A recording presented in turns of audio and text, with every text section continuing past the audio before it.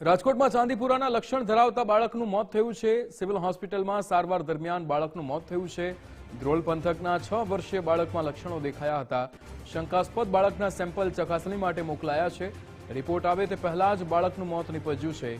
સિવિલમાં હાલ 3 શંકાસ્પદ બાળકો સારવાર હેઠળ છે।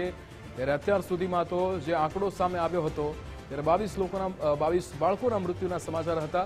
ગૌતમ ભેડા પાસેથી વધુ વિગતો મેળવીશું। ગૌતમ, રાજકોટમાં જે ચાંદીપુરાના લક્ષણ ધરાવતું બાળક હતું તેનું મૃત્યુ થયું છે, શું વિગત?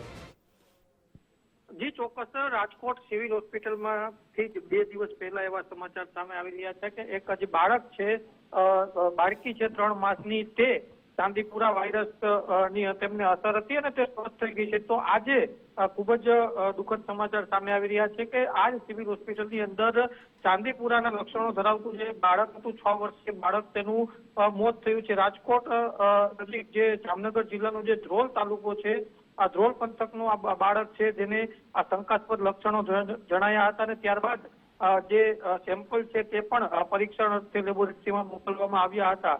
હજુ તો રિપોર્ટ આવે તે પહેલા જ આ બાળકનું મોત નીપજ્યું છે। હાલ જે રાજકોટ સિવિલ હોસ્પિટલ છે તેમાં કુલ 3 જેટલા શંકાસ્પદ બાળ દર્દીઓ સારવાર હેઠળ પણ છે। જી બિલકુલ ગૌતમ, સમગ્ર માહિતી સાથે જોડવા બદલ આપનો આભાર।